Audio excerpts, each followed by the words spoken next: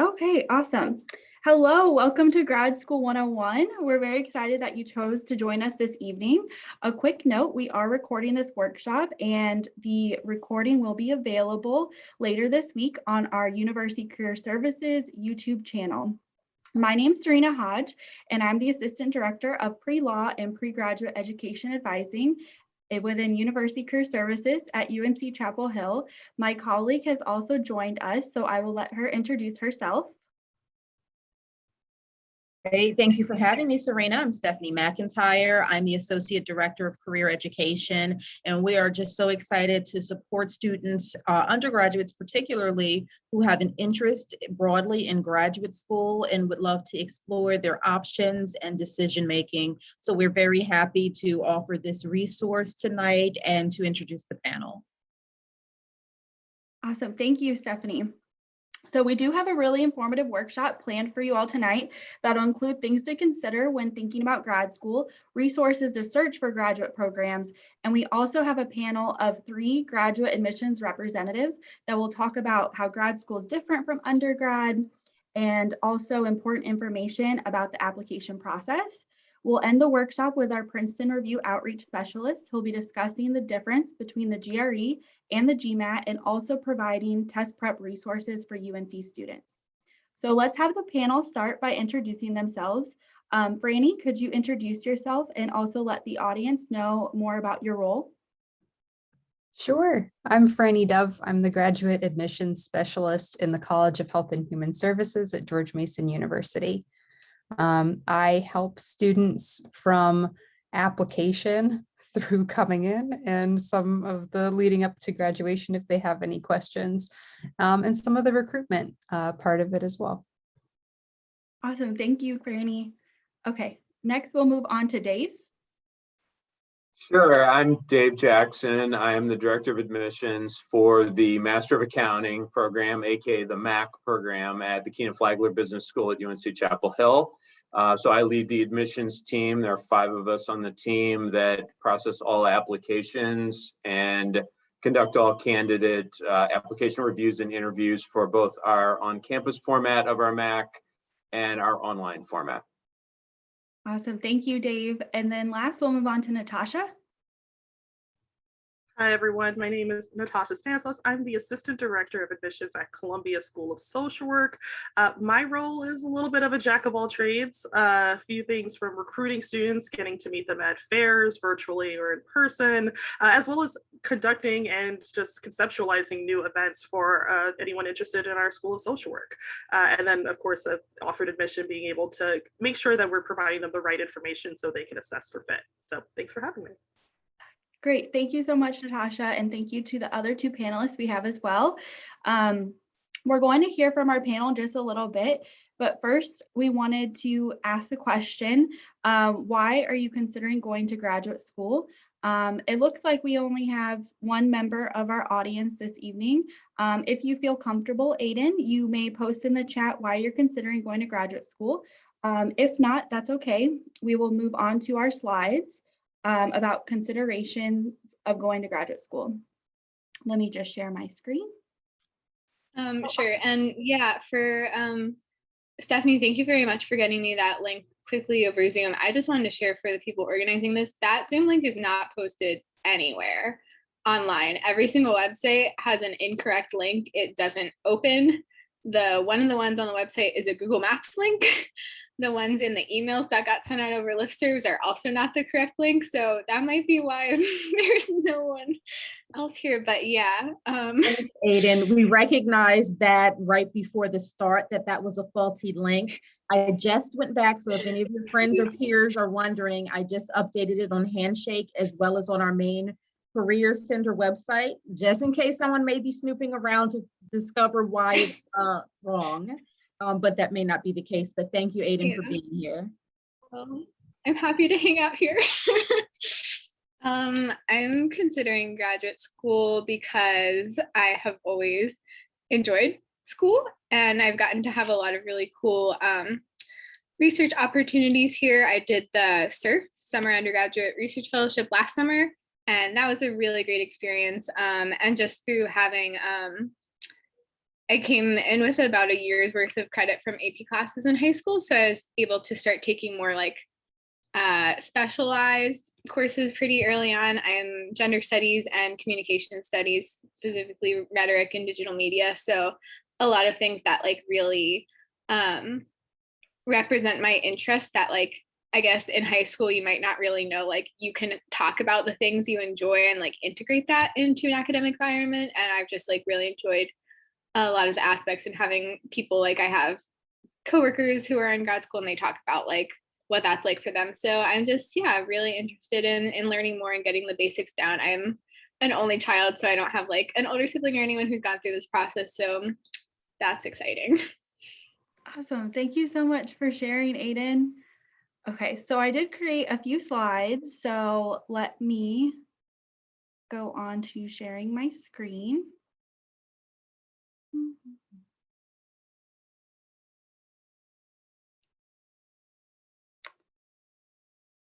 Okay, so let's go on. So some considerations that you want to think about. Can everyone see the consideration slide? Okay, awesome. So what topic are you truly excited about? Just remember that graduate study is more specialized. You won't be taking those general education courses like you did for your undergraduate degree. How will studying at the graduate level prepare me for my intended career path? Graduate school is an investment, both time and financial, so you want to make sure that you need the graduate degree for the career that you intend to go into. Do I need a master's degree or a PhD for the career field I want to pursue? That's something else you'll need to consider. Do you only need a master's degree or do you need additional education as far as a PhD? Do I want to take any time off after I obtain my bachelor's degree? And if so, what would I do during this time? Would you be working at a job, part-time or full-time? Would you be doing an internship? What could help boost your graduate school application in the meantime? And then also what financial aid and funding opportunities are there for the program I'd like to pursue.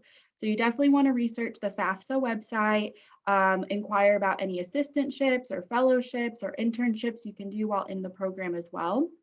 So if you have any questions about finding interest in exploring graduate programs, University Career Services can assist you.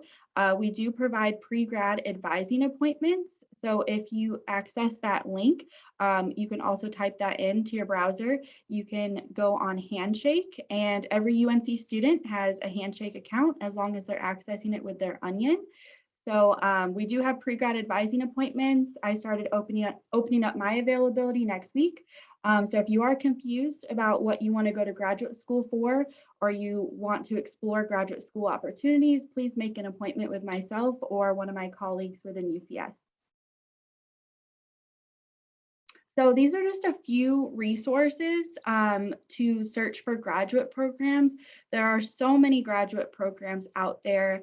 So these are 3 search engines that I really like. One is Peterson's. You can look for master's, doctoral, and certificate programs. This website will list degrees offered for each school along with admissions information, such as acceptance rates, application fees, deadlines, and entrance requirements. Demographic information about the student body is also listed within Peterson's. Another website, US News and World Report, you probably heard of this one.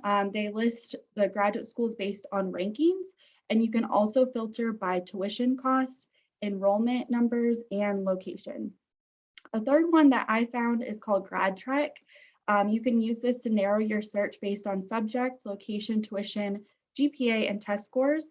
And then you can also create a free profile to save recommended programs. So you don't have to keep going back and forth with programs that you were interested in. You can just save them in your free profile. Hey, Serena, sorry, it's Kelsey. We can't see your presentation. It's kind of stuck on the title side. Oh, okay. Let me see.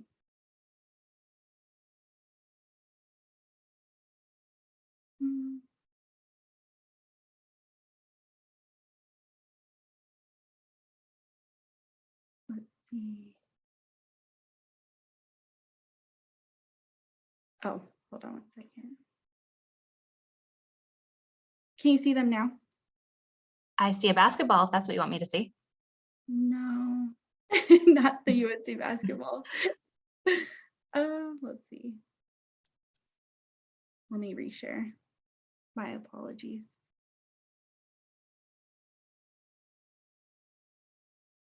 All my screens are Bingo. awesome. Thank you. Mhm. So let me go back to this and then awesome. So just a side note, after creating a list of schools with programs you're interested in, it is best to verify information on each school's webpage.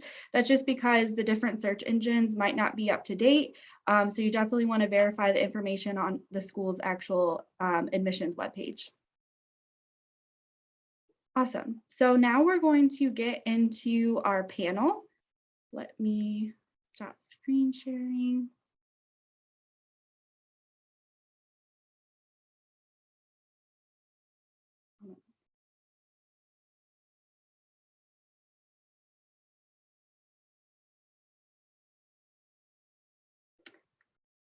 Okay, great. I see a few more students have joined us, so welcome.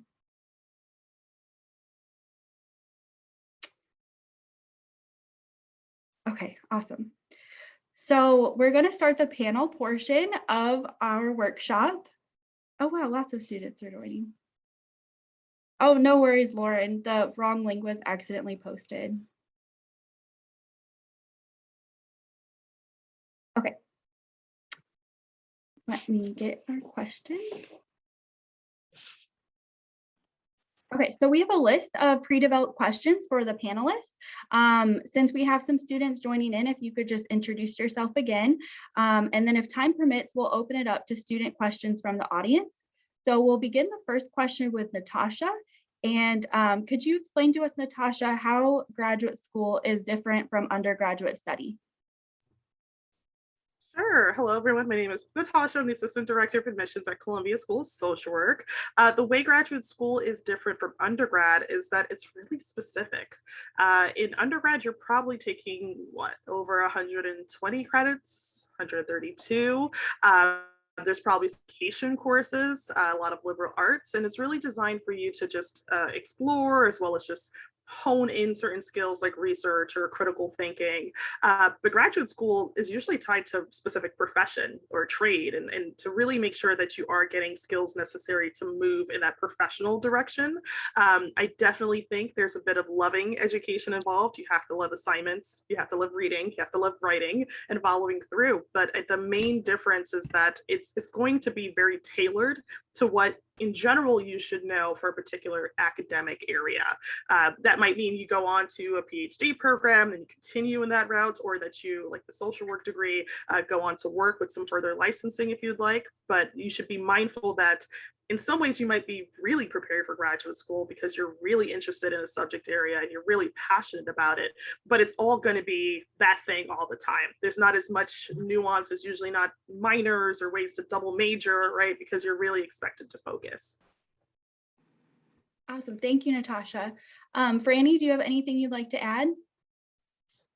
Sure. Well, I think Natasha put it beautifully. I'll add a little bit. I'm Franny Dove. I work for George Mason University in the College of Health and Human Services as a graduate admissions specialist.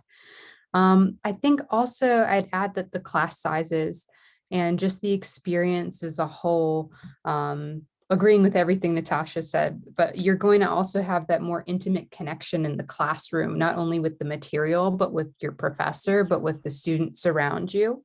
You're going to be surrounded by those like-minded individuals as well. But in undergraduate, you may have had a lecture hall. I think we've all had lecture halls in there that might be like what seems upwards of 100 students and a little overwhelming, and you can barely even see your professor from where you're sitting. And then all of a sudden you're in a class of 15 or maybe 20 at max, or you might even have a class with 9 and you're talking in depth about the material. As you move on. And it's a great way to get to know your professor too on a personal level that even enters like a mentorship. Thank you, Franny. Dave, do you have anything to add from the business school perspective? Yeah, I'll add one quick thing. And for everyone who just joined, I'm Dave Jackson. I am the Director of Admissions for the Master of Accounting program at Keenan Flagler here at UNC. And if you hear people talk about the MAC program, that's us. Master of Accounting.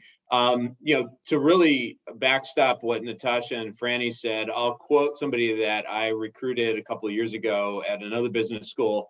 And she said, I went to undergrad to absorb, I went to grad school to contribute. So, to kind of add on to what Franny said about you might have a class of 9 or 10 people, you'll be speaking a lot in class. You don't just sit in the back row and absorb information. You're going to be, almost in some situations, co-teaching the class because the faculty members are facilitators. They know that you're going to bring unique experience into the program, and they're going to want to tap into that, and your classmates are going to benefit from it as you will from all of their experience. So just be prepared to be an active learner and participant in graduate school. Awesome. Thank you so much, Dave. So we'll move on to our next question. What skills should I develop in college that will help me succeed in graduate school? And we'll start with Dave for this response. Yeah, I thought about this one quite a bit, probably more than any of the questions, Serena, that you sent around for the panel. And I zeroed in on 2 things. One of them is time management. I can think back to undergrad, and the worst thing in the world for me was having a class at 8 o'clock in the morning. I mean, I just dreaded it. But I realize now that actually the experience of going through an 8 o'clock class in the morning is nothing compared to the experience of going through an 8 o'clock meeting in the corporate world or other things that you'll face later in life. You can kind of, as I sort of said before, you could sit in the back row if you want in a lot of undergrad classes and kind of get by. And you can't really do that in grad school. And then you add in the fact that in graduate school, you're taking on more obligations in your personal life generally. You may be working full time, especially if you do a program that's designed for working professionals. And that pie is going to grow very quickly, and you have to figure out how to divide up your time and still also maintain your own personal balance that you need.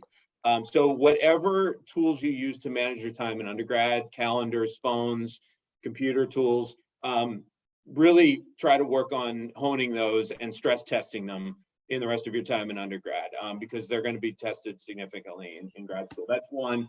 And then the other one is, I'll call it critical thinking, but what I really mean by it is we live in a society that, especially with education, that's very testing based. And so a lot of our education is about getting to the right answer. Can you get the right answer and sort of regurgitate it on an exam? And you will have tests in graduate school, to be sure, but a lot of the learning you're going to get is going to be in the classroom. It's going to be through cases where often there isn't a right answer. So it's really important that you read the cases critically, that you think about them critically, and that you come up with an answer that you formulate from the information you've been given. And it doesn't have to be the right answer. In some cases, it's okay if it's the wrong answer, because you're going to learn as you get in class through the discussion how you approach that answer and how other people might approach a different answer. And that's really where the magic happens in graduate school. So maybe start to get comfortable with the ambiguity of something that maybe you don't fully understand or you don't think you have the right answer to, and be okay with that, because that will tap into where you're really going to get the value out of graduate school. Thank you, Dave, for your response. Franny, do you have anything you'd like to add? Sure. Well, agreeing too with Dave. I think we're all going to agree with each other's points a lot because they overlap. But communication, I think working on your written and oral communication, we're heading to a point where people are hiring engineers for their communication skills and the ability to speak out what they've learned and that sort of thing. And also, the first introduction that you have in an application is going to be your personal statement. And your resume and how that's formatted, how you're communicating your story.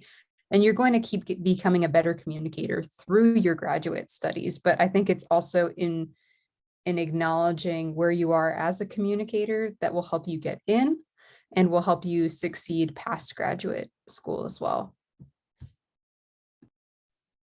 Thank you. Natasha, do you know of any other additional skills that students would need to prepare for graduate school? Well, I think Dave and Franny added a lot, and I hope everyone is taking notes because this is really helpful information.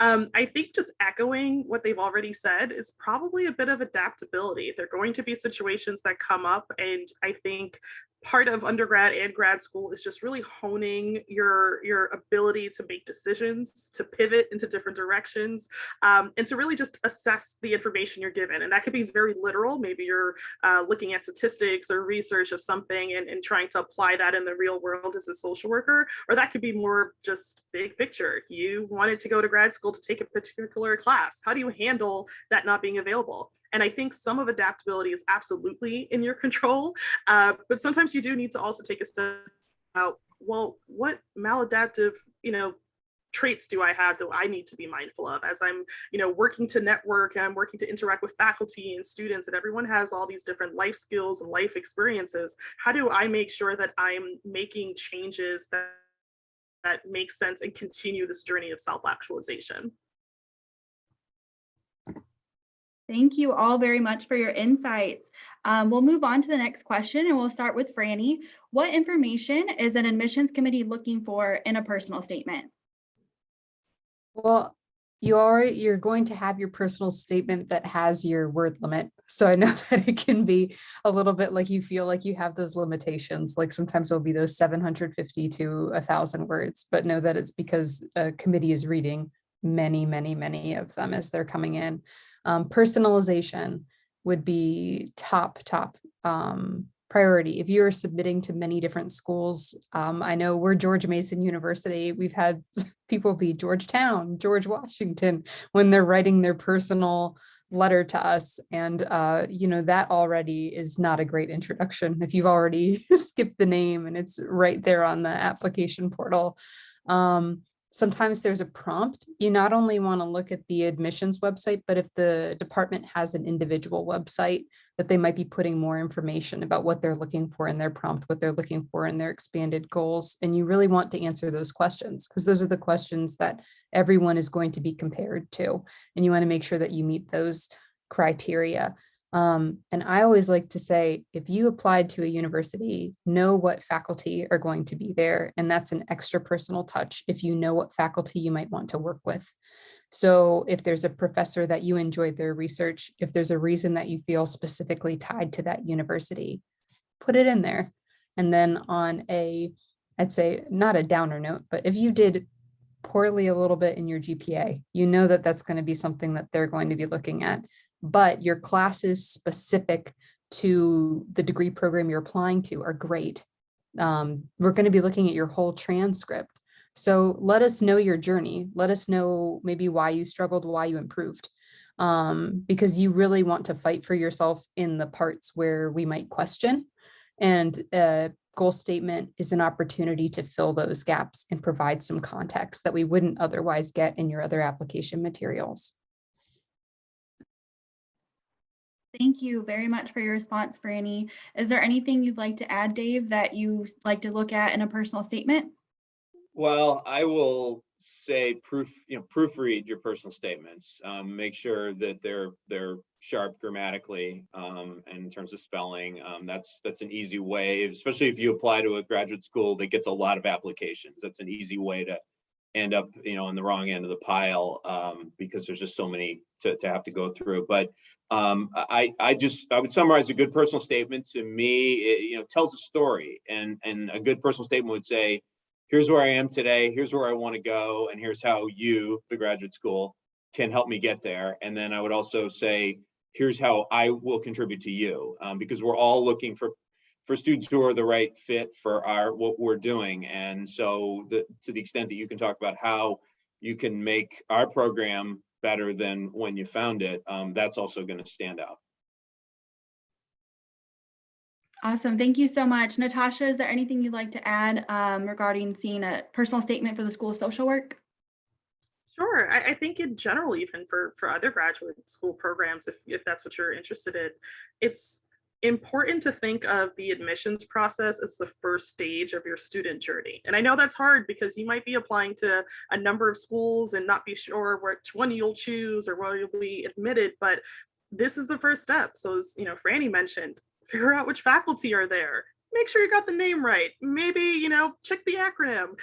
But also think about like, what classes do you want to take? What would you both be able to offer and take from being part of the student community there?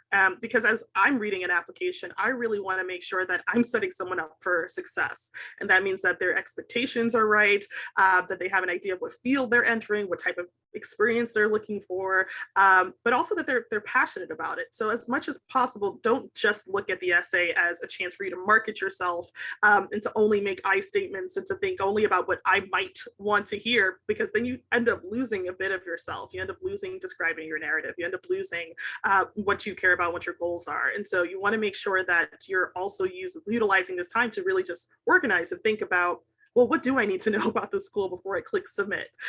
What do I need to know about this program or this profession? And how can I show that I've actually done that research?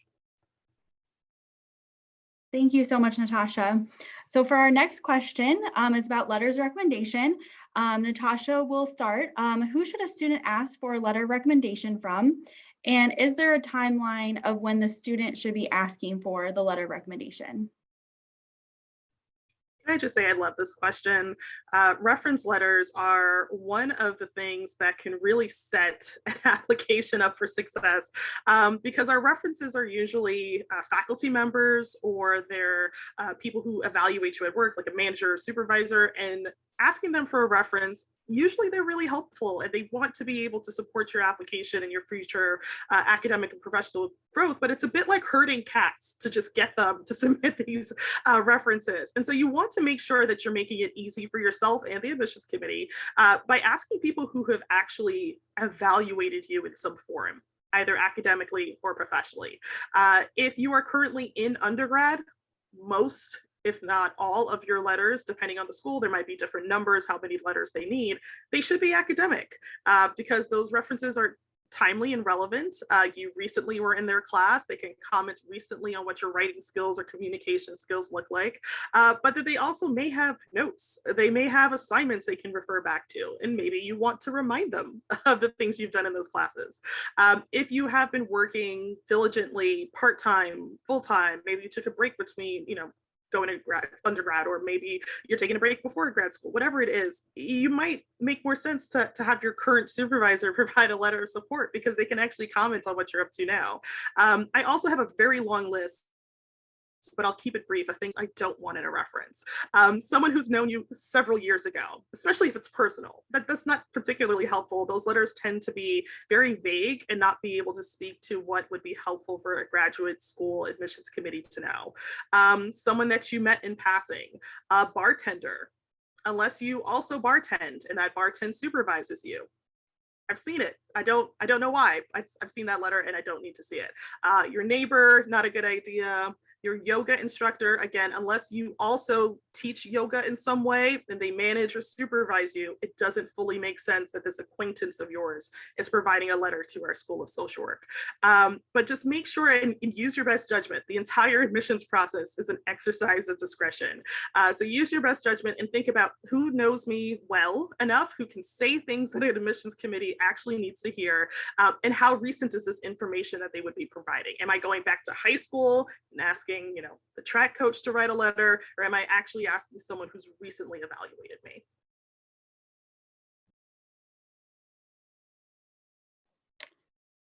Thank you, Natasha. Let's ask Dave. How would you recommend a student go about asking for a letter of recommendation, and how much advance notice should they give their recommender? Yeah, I think the letter of recommendation to really, you know, follow up on everything Natasha said, you have more control over the letter of recommendation than you think you do. First of all, you get to decide who you're going to have write the letters of recommendation. So that's an important decision.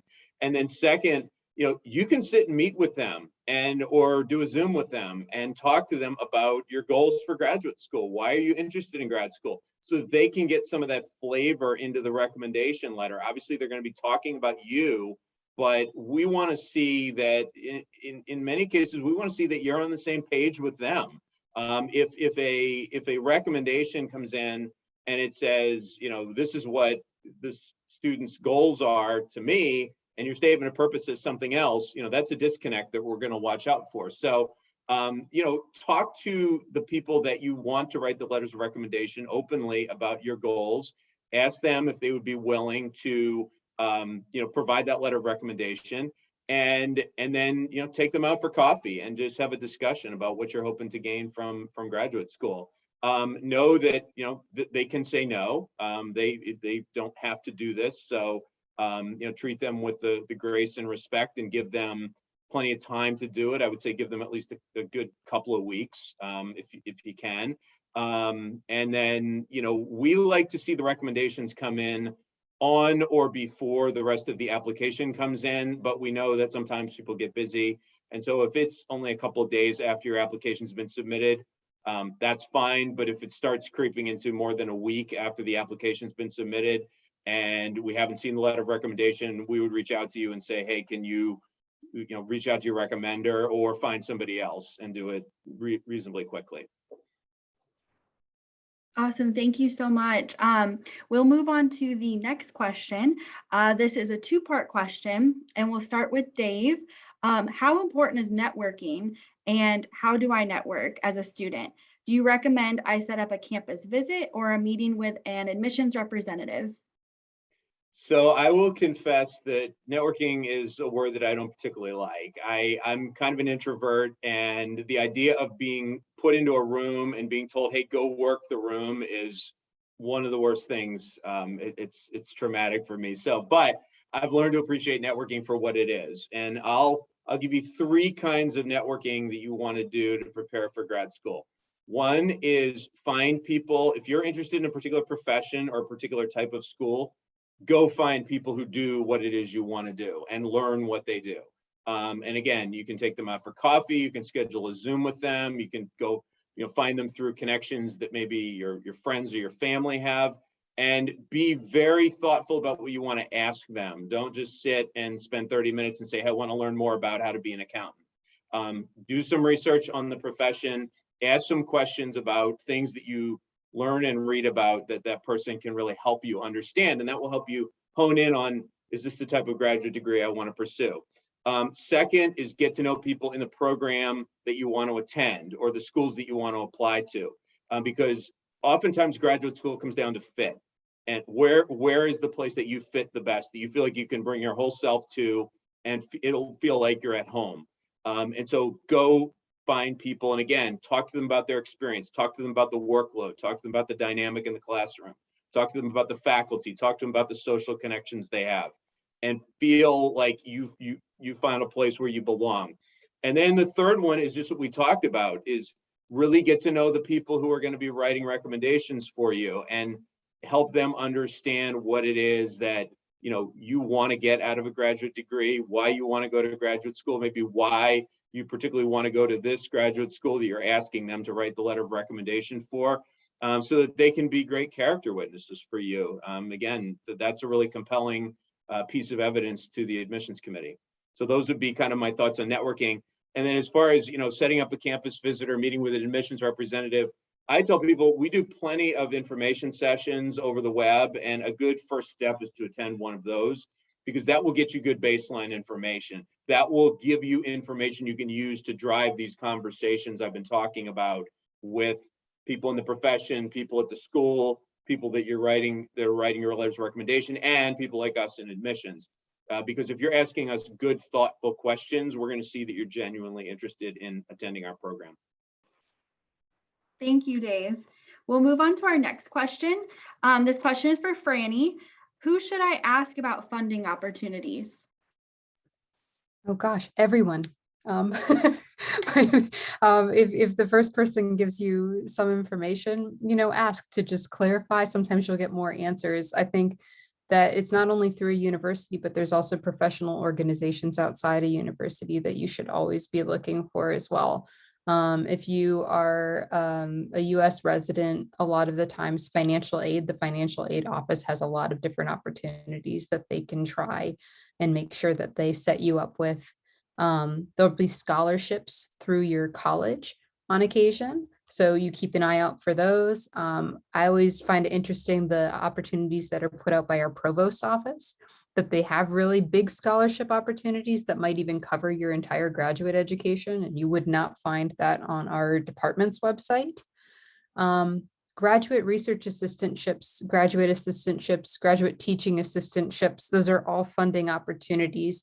And those are really things that you should ask up front, especially if you're going into any kind of research, is there any kind of program that will offer an application, or not application, but a credit waiver and pay me while I'm in graduate school. So I know that in our college, we have graduate research assistantships in different departments, depending what your discipline is. And some of them are limited, some have more funding, but that's a great way to get paid as you're doing work towards your degree program in your specific discipline. Thank you. Natasha, do you have anything to add about inquiring about funding opportunities? Yeah, I'd say don't be afraid to Google. Don't be afraid to check the app store of your phone. There are all sorts of ways that search engines that have been created to help you find funding. So yes, absolutely. Check the university that you're applying to, check the university that you're at, figure out what's out there even for general external scholarships that you can use for other places. But there are some search engines out there that might also just help you along the way. And more, some colleges are also providing some financial planning assistance, or at least some sort of training. So even though it's not literally funding, and I know we all want that, don't be afraid to take advantage of some sort of finance or financial planning or budget training that your school offers for free or a discounted rate, or even if you just see a webinar or a workshop about it, because that could also help you figure out how to best plan ahead for grad school. Thank you so much, Natasha. Dave, is there any additional information you'd like to provide? I would just say don't be afraid to ask as well. I know people don't like to ask about money. So if you get a financial aid package, if you get a fellowship or scholarship, and you feel like it's not going to be enough to help you, and a little bit more might, it's okay to ask. I would say just ground it in your reality. Make sure that you're communicating sort of your situation to us. And there's no harm in that. And I know it's not easy to do, but it can pay off literally for you. Okay, great. We will go into our final question, and I will ask each of the panelists this question since all three work at different institutions. I'll start with Natasha.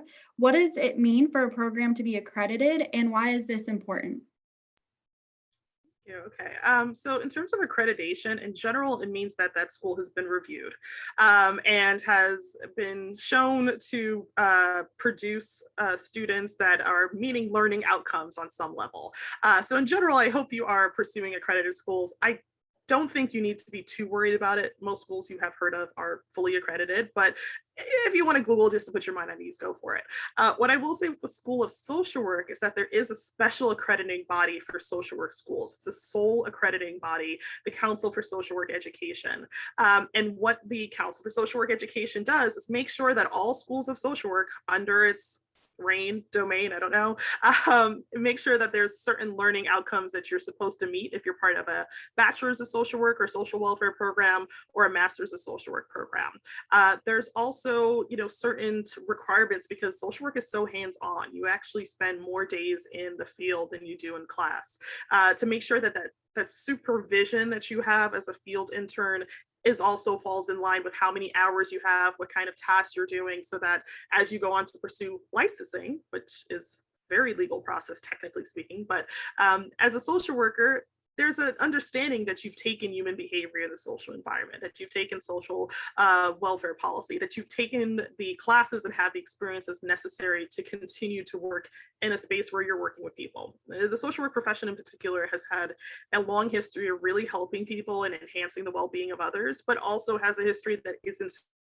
And so accrediting, licensing, these are all things that are done to make sure that the professionals that work with people and that say they have their best interests at heart are actually not doing harm and are actually helping with really necessary interventions. And this on a practical level for social work schools, if you are interested, if you are applying to an accredited or a CSWE accredited social work school, there are certain ways that you can actually, from a bachelor's of social work, go to a master's of social work with less time. So you actually are able to do an advanced standing program. Instead of being in grad school for 2 years, it's only 1, because your bachelor's is already built in a year of your master's in the curriculum. So it's a great opportunity to save time and effort and resources and just kind of leverage the experience you already did in undergrad. Or if you are a different major and you go on to a school of social work and it's not what you thought it would be, you're not a fan, but you still really like social work, you can transfer to another school of social work and have those credits follow you if you did the first year. So there are really hands-on specific benefits, tangible benefits to being at a CSWE, accredited school of social work, for your academic experience and the profession at large. Thank you so much, Natasha.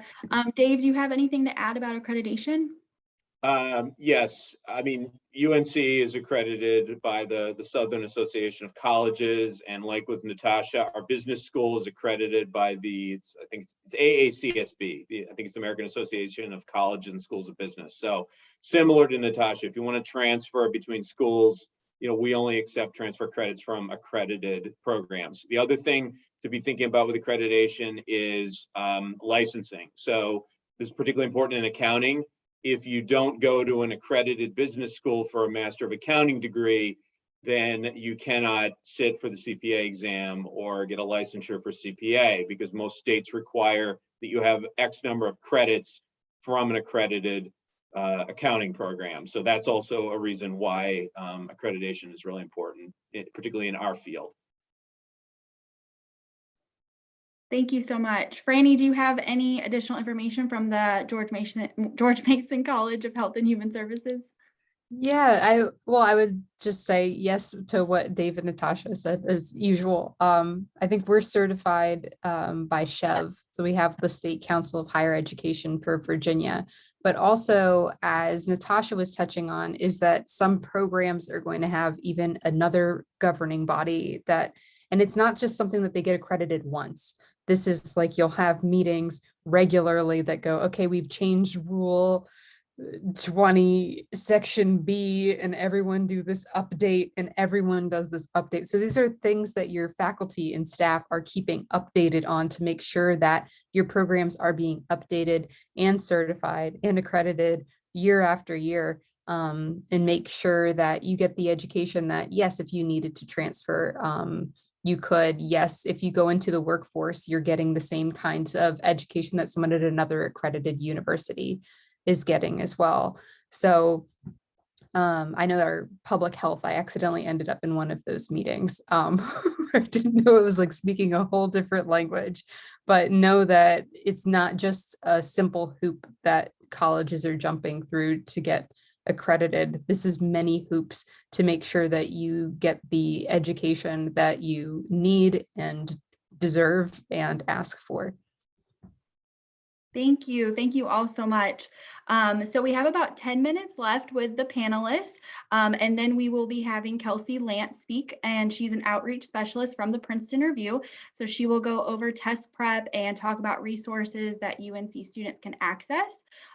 For the last 10 minutes, we are able to ask the panelists questions that were not asked during this segment. So if you are a student, it looks like we have about 25 students on the call. Please feel free to unmute yourself and ask a question for the panelists, or you may type your question in the chat if you do not feel comfortable unmuting yourself.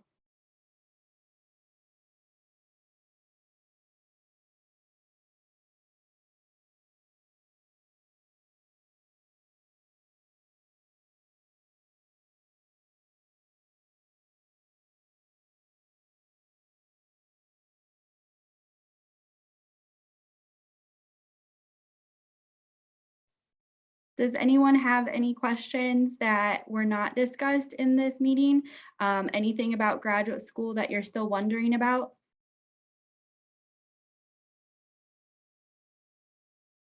Okay, so this question is from Indira. Is research a main component for applying to graduate school? Is there anyone on the panel that would like to answer that? I can take it because some of our programs ask about your research interests and how you do your research. I think a lot of those you'll find are PhDs, but also if you're looking at certain MS programs, so like Masters of Science programs, specifically, they might ask if you've done any research before. Everyone is going to be different. Every single program, every single school. So as you're checking the programs, just make sure they might say like, we'd love to know about your research. That's great if you've done research. And that's in the application process. When you're coming into school, it will also depend on the program. If you do something like an MPH, like our Masters of Public Health program, that's a practicum-based final kind of project. You're getting hands-on work in the field. It's less research. Yes, you might be doing some research in a class that might be like an assignment to help you learn the material better, but practicum-based. Our MS in Global Health, you're going to be working on a thesis with a professor on research of your choice. So it's all kind of going to be dependent on the program that you are applying to and how you can foresee yourself in that program, especially if it says thesis. Just double check that the thesis component, if it is research-based in any way. If you're able to speak to research, awesome. If you can't, but you're interested in research, awesome. So just look at what their requirements are so that you can speak to why you might be applying to a university that has a research component. Awesome. Thank you so much, Franny. I did get a message with a question, and we apologize again for the Zoom link difficulties, but this person is not sure if gap years were mentioned. So we mentioned them in the beginning to consider a gap year if you don't want to go straight into graduate study. So just a question for the panelists, how do you make the most out of your gap year?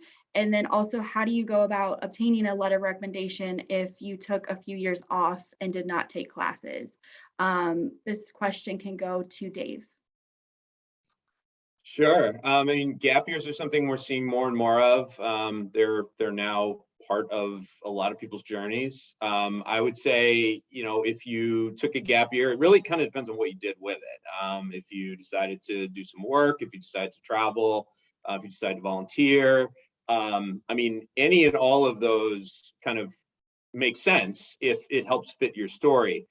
So for instance, if you did some work or you volunteered, you can get a recommendation from somebody who, you know, was part of that, who supervised you in that activity. If you just took a year off to travel, then maybe go back to college and find a professor or find somebody that you know, was a head of a student organization that you were an active member of. Again, thinking about what, you know, you want to do with graduate school, try to find a recommender who can speak to something that's going to help you with that. So those would be my pieces of advice. But I mean, a gap year is something that, you know, you should treat that as part of your story.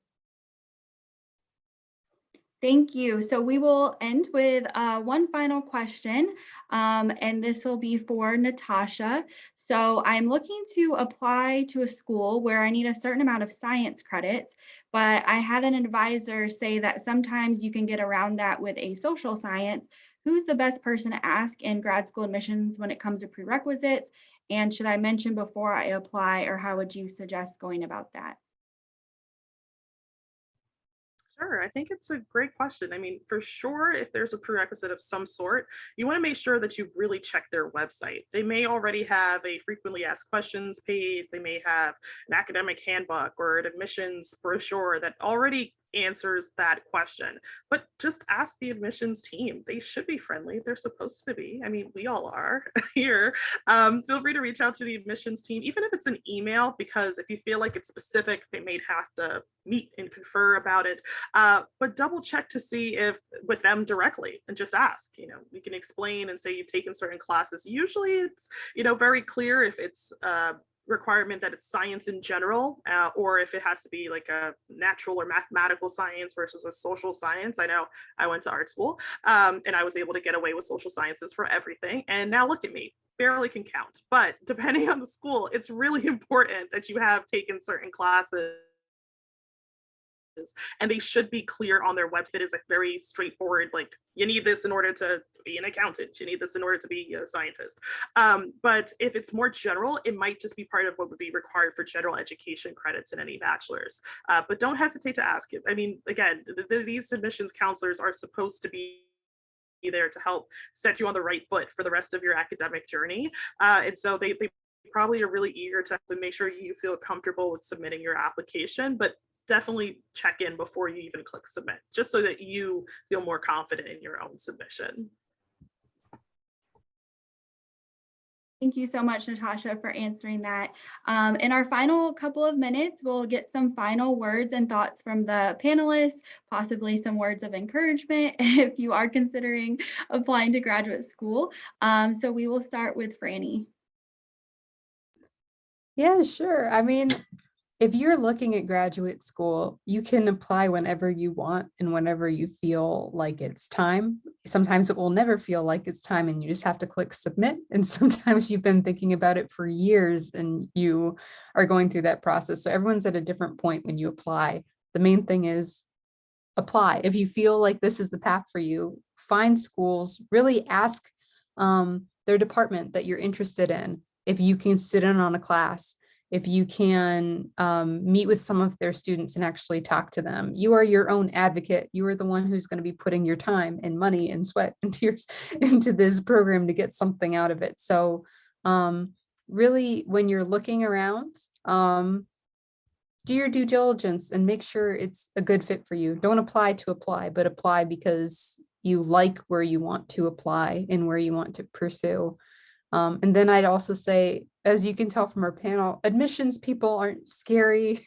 We view your applications, but we're trying to help you. Like, our main thing is to get you to graduate school, to get you through it, to get your everything in that you need in. So reach out to us. If we don't know, we know who to contact. So that's what I would say. Thank you so much. Dave, do you have any final words? I really like what Franny said. And you know, if grad school is something you want to do, go for it. And put your best foot forward in your application. Don't self-select out of the process before you enter it. I tell people that all the time, and I've seen it a lot where people say, I can't get into this school, so I'm not going to apply. Give it your best shot. I mean, obviously look at what the admissions requirements are. Do the things you need to do and let the committee do its job. And oftentimes we'll give you feedback on what a better application might look like down the road if we think you might be a good candidate down the road. And then if you're admitted into a school like George Mason or Columbia or UNC, which are all great schools, it means that we think you belong in the program. And if we think you belong in the program, you need to think you belong in the program. I had a little bit of imposter syndrome in graduate school. I wasn't sure why my program admitted me because I came from a non-quantitative background into a business program. And then about a week in, I realized that's exactly why they took me. I brought different skills to the class, and they were looking for those skills. And then I felt like I could be myself. So if you're admitted into a really good program, then embrace it. It's not always going to be easy, but go in, be yourself, be your whole self, and and believe you're worthy of it, because you are. Thank you so much, Dave. Natasha, do you have any final words or thoughts? I think Dave and Franny really added a lot, and I really hope that everyone takes it with them. I will steal what my little 5-year-old niece would tell me: you have to be you. You have to be you. You have to apply to these programs and interact with, staff, faculty, students, alums, and be yourself, be your true self, because it's for you. This graduate experience of yours, yes, you're probably going to go on and really help different organizations and individuals and do all sorts of great and amazing things, but this is also supposed to be fulfilling for you. So whatever it takes for that to make sense for you. Informational interviews are great. See if you can reach out to someone in your network, someone randomly on the internet, someone that's doing a job that you want to do one day. Ask them questions, ask them about what steps they've taken, what skills they've gotten, because you might need that or want to pursue and follow that for yourself. But in the end, this is really supposed to be to the benefit of you. And the other tip I have, just throwing it out there, feel free to absolutely lie to your references as to when their letters are due. Don't lie about anything else. I don't need any problems, as part of the application process. I don't want to hear like, they didn't really work this place. They didn't really go to this school. But when it comes to telling your references, when their letters are due, just have at it. Don't tell them the real date, because things happen, and you don't necessarily know when they're going to happen. People disappear all the time. There's a lot of things going on in the world today. So feel free to give them as much time as possible to submit that letter, so you have one less thing to worry about. Thank you. Thank you so much for the advice, Natasha. Right now, I want to thank our panelists for being with us tonight, Dave, Franny, and Natasha. You guys are welcome to stay or leave. It's totally up to you. But right now, we are going to segment into our next part of our presentation. So Kelsey Lance from the Princeton Review will be speaking about test prep and also resources for UNC students. So thank you guys so much again for being on our panel and just providing such wonderful insight to our students. Thank you. Thank you. Good luck, everybody. All right, awesome stuff from Dave and Natasha and Franny. I am going to attempt to share my screen. Nope, Serena, you got to give me some powers here. Hey, everyone, I see a couple of you dropping off. That I promise this is going to be quick and dirty. Just going to talk about some basics of the test and talk about this sweet deal that we've got set up with the Learning Center at UNC. Thank you, Serena. I've got that right there. Let's see. Can you see what I want you to see, which is grad school entrance exams? Looking good? Yes. Fabulous. All right, y'all. First of all, by the time I'm done talking, which will be in 15 minutes or less, there's $25 on the line. So all you have to do is enter for the drawing. You can scan the QR code, or I can pull up the chat and drop the link there in case some of you are already tuned in on the phone. I still haven't figured out how to do a QR code when it's already on my screen. Maybe there's some trick to that. Not one of my talents. I'm Kelsey. I'm UNC's kind of liaison at the Princeton Review. We have this really awesome relationship that goes back a long time with the Learning Center.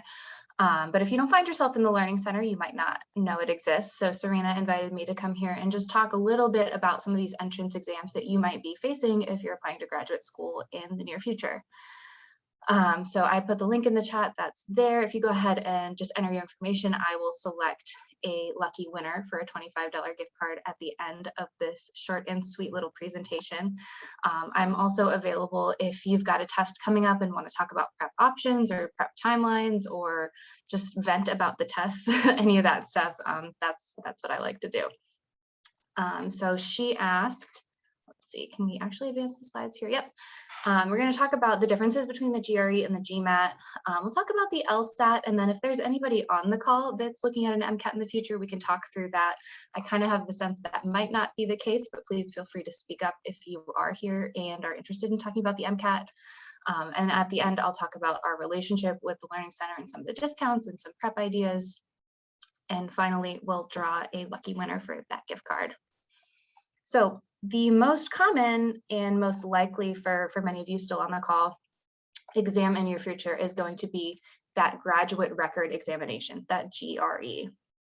It's going to be still required by the vast majority of master's and doctoral programs. At the graduate level, we haven't seen that really hard pivot to test optional like we've seen in the SAT and the ACT realm, because all these tests were already computer-based pre-pandemic, and so they were able to pivot pretty quickly to offering at-home and kind of alternative options. So chances are still pretty good that if you're applying to kind of a variety of programs, you're still going to have to take the GRE. And good news there is, some business and law schools are also accepting those scores. Of course, always do your due diligence, because not every program is going to accept them. But because it's such a general exam, it really just demonstrates competency for further study in a bunch of different fields. There's subject tests out there. If that's news to you, you probably aren't in a field where you need to worry about them, but they do exist, and they're not offered that often throughout the year, so just kind of stay tuned on when those come out. But most importantly here is there's no real pattern for like which types of programs or which universities or like what levels of schools actually require a GRE score to get in.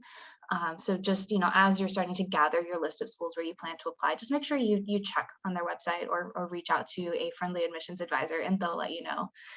But for the vast majority, there's going to be a GRE, component in your application process. If you are brand new to thinking about it, this is what it looks like. You're going to start off with 2 essays that are 30 minutes each. Those are scored from 0 to 6 in half-point increments. And then you're going to kind of have a mixed bag. There's going to be 5 sections, of which 4 are scored, 2 math, 2 verbal, kind of all mixed in there. And then 1 experimental section that both isn't labeled and isn't scored. And if you think that kind of sounds like a racket, like you have to pay all this money and stress out about an exam, and then you have to spend your time taking this section that doesn't even count, it is. That's kind of garbage. I agree. They're just using you for market research and testing out new styles of questions, and there's nothing you can do about it. But that's the way it is. So they'll be kind of mixed in there, 2 math, 2 verbal, 20 questions, either 30 or 35 minutes each. The interesting and perhaps most unusual part of the GRE, if you're not familiar with its nature, is that it's a multi-stage computer adaptive test. So while you're within a section, you've got 20 questions in front of you, you can navigate between that section. You can bounce around from question 1 to question 20 and back again. You're stuck within that section. You can't go back and forth from a math to a verbal or whatever, but it's adaptive. So what that means is the first section of math or verbal, either or, the first one for math or verbal is going to be of medium difficulty. And if you knock that out of the park, if you crush it, your second section of either math or verbal is going to be of mostly hard questions. And then that's going to open up the higher end of the scoring range for you on the GRE scoring scale. If it goes okay, your second section is going to be mostly medium, and you're likely going to find yourself somewhere in the middle. And if it doesn't go so well, then your second section is going to be of mostly easy questions. The experimental section kind of throws off your understanding of how it's actually going. So don't stress if you feel like you're getting too many easy questions. Don't think that you automatically threw the first section. Just, maybe it's the experimental. Just keep going, and you're going to want to do your best there. Please type in any questions as you have them, by the way. If I miss them, hopefully Serena can moderate as we go through. But I'm going to pivot to talking about the GMAT. Which is not, if you think about like the SAT and the ACT, they're these kind of random other associations that put together an exam that, some schools to varying degree use as entrance exams. GMAT is a totally different ballgame. They are kind of owned and operated by the people who determine entrance requirements for admission to business school. So this is designed by business schools for business schools, literally. And so they consistently check to make sure that it's doing what it needs to do to prove it demonstrates readiness for business school. And that's exactly what it does. So it doesn't test those things that you think you're going to learn in business school, business strategies, economics, entrepreneurship, motivational techniques. Those might be things that you're really great at and really passionate about already, not on the GMAT. What you are going to be tested on is reasoning skills, logical thinking, reading comprehension, data interpretation, those sorts of higher level thinking that are going to help you to learn the things that you need to learn in business school, but not the actual stuff that's in there. So just something to keep in mind. GMAT's also computer adaptive, but it is by question. So you can't skip around between the questions. There's going to be a question on your screen and you have to answer it before you can move on. And if you've realized that you made a mistake, you can't go back and change it. If you get a question right, the next question is going to be a little harder. If you get a question wrong, the next question is going to be a little easier. And it kind of works through in that scale all the way through. So you can't skip around. You've got to do what's up on the screen. And this is a really, really weird way of taking a test, you guys. Your professors in college are most likely not giving you exams like this. It definitely takes some practice and some getting used to, because it's very, very strange. It's also very strange in the sections, the quantitative, verbal, integrated reasoning, and then of course in analytical writing assessment.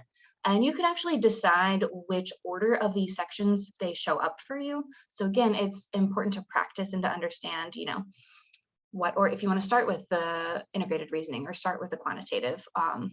My advice to you would be to start with your strength. Our stress levels tend to stay low and our decision-making skills go higher if we're doing things that we're feeling confident about.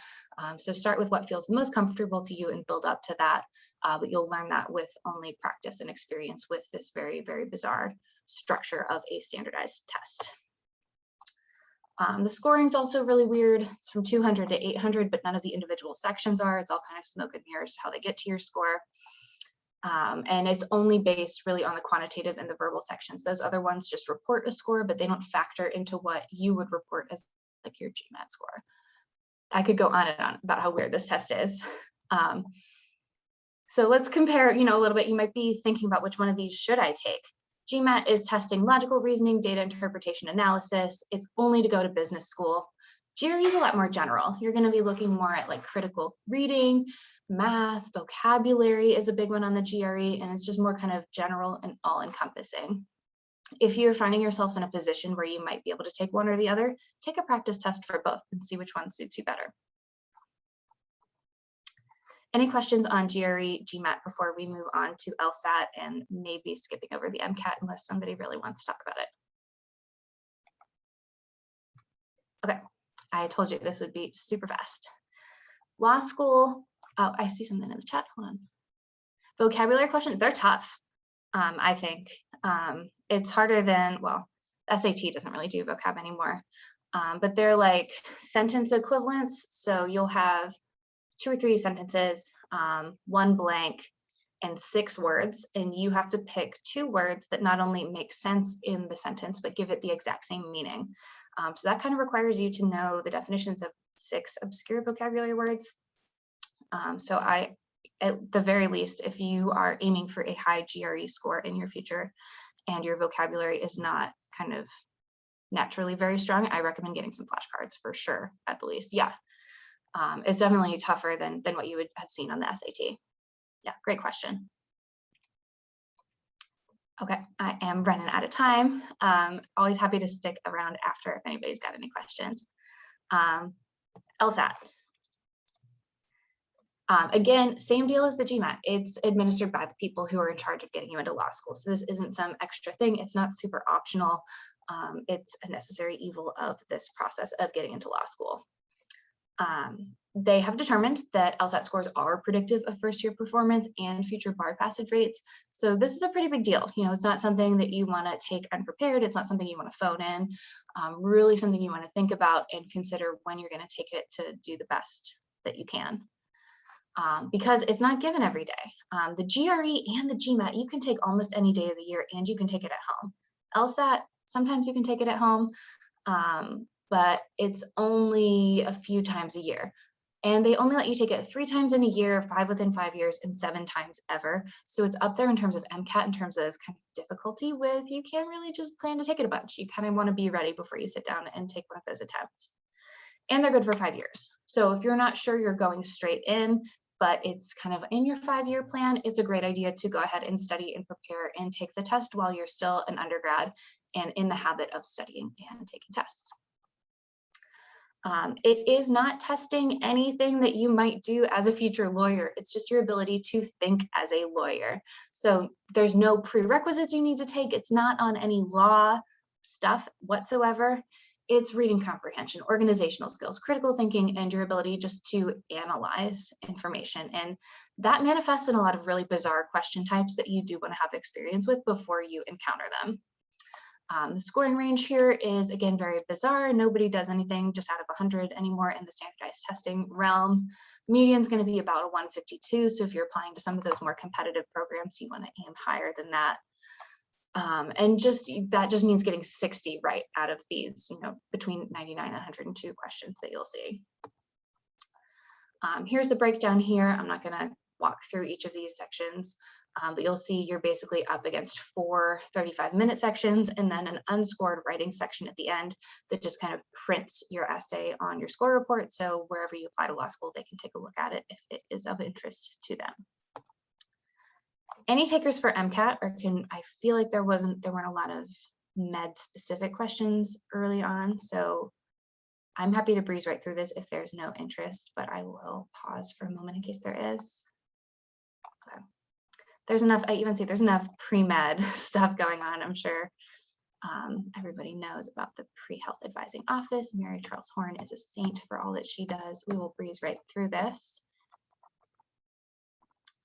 And I'm going to land here, which is what I would recommend for anybody who's looking at a standardized test in their future where they would like to achieve a high score. Take a practice test, even without prepping, even without like really understanding what you're up against. As a first step, before you spend any money or start to think about what kind of prep plan belongs to you, see where you're scoring, identify the programs you're applying to and what your goal score is. And that will help you to kind of calibrate the distance between where you're scoring and where you'd like to be scoring and figure out what kind of resources you're going to put into prepping. Practice test is step one. If you're pretty close to where you'd like to be, then maybe just buying a prep book and working through some practice problems or doing another practice test on your own and looking at the solutions, maybe that's going to be enough to get you where you'd like to be scoring. If you need a little more than that, if just working on a book for a computer-based test isn't really your speed, there's some great self-paced programs online where you can watch videos and do drills and they feed into an algorithm that learns all about you. We've got some great ones of those for some of these grad tests.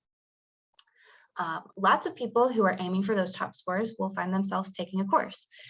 There's a reason there's a test prep industry, is because these tests are so bizarre, and people who identify as great students and great test takers kind of otherwise tend to struggle with these exams because they're structured so differently from the skills that you're building as an undergraduate student. So maybe a course is going to be the right fit. And if you need a life coach, if you need somebody to sit down and work through a lot of problems with you, working one-on-one with the tutor is another great way to do that. So last up here, a few QR codes for you. I threw up that one for the drawing that I'm going to do here in just a minute. Would like to call attention to the promo code that we've got university-wide with all UNC students. If you find yourself in a position where you're going to be purchasing a course, either self-paced or live or whatever, please use our discount code UNC20. That's better than any of the promos that we run on the website, and that's going to help you out, get you closer to that score that you need to have. If you're interested in setting up a consultation to talk about your individual timeline, want to talk about your test date, your time, your goal score, all that stuff, I'd love to sit down and do that with you. So that's that QR code there in the middle. And then on the right, just if you didn't have a chance to enter for the gift card, please do that, because I'm going to draw that momentarily while I kick it back over to see if there's any questions. Serena, if you see anything coming into the chat, I'm going to stop sharing and go ahead and do my random number generator to find our lucky winner.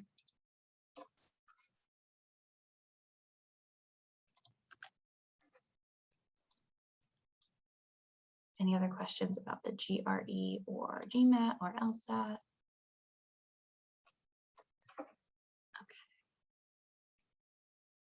We do have one question. Where can I find a good course to practice the GMAT? The GMAT, well, we've got one. It's great, and I'd love to talk about it. It guarantees a score improvement. I'll go ahead and drop that link in the chat here.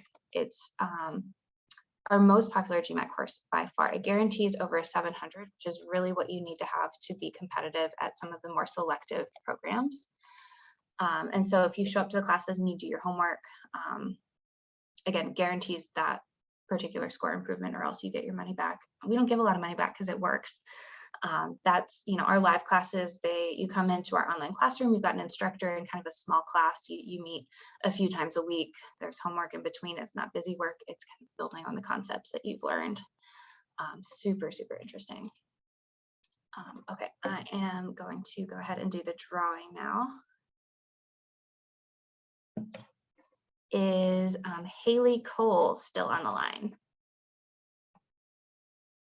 Did she leave early? Uh-oh.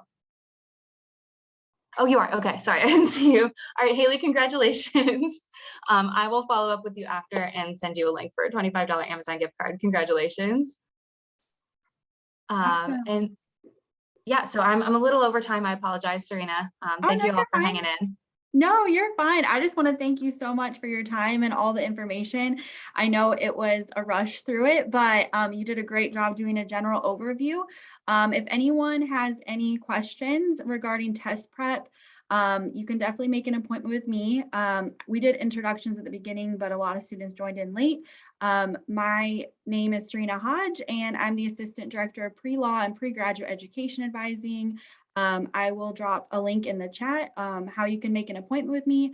If I don't know the answer to your questions about test prep, I will definitely reach out to Kelsey. She's our outreach specialist.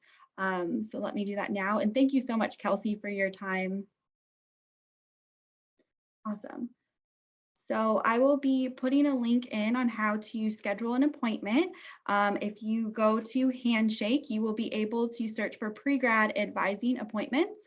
I will start meeting with students next week so we can talk about how to prepare for graduate study, how to search for graduate programs. We went over that a little bit at the beginning of this session. We will post a recording as well at the end of the week with the entire workshop. We apologize again for the Zoom link difficulties. The website that'll be posted on is here. That's our YouTube channel for University Career Services.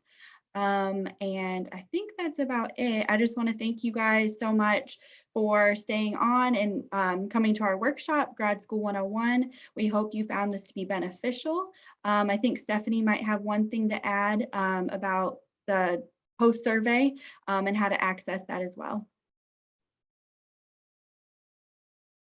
Absolutely. We will be following up with everyone on the attendance list to get feedback on that, and you will receive your post survey to provide us with information on the details of the content that was presented tonight. And this will allow us to continue to improve the resources that we provide to all as it relates to pre-grad advising. Thank you for everyone for being here. Kelsey, thanks so much for providing that great Princeton review overview. And we will be uploading this recording within the next day or two. And so please also refer your peers to go on our University Career Services YouTube channel so that you can review this recording as well as a host of other topics that we cover in our center. Thank you, everyone. Have a good night. You're welcome. Bye, you guys. Bye, y'all. Thanks again, Stephanie and Serena. Have a good night. Bye, Kelsey. Bye.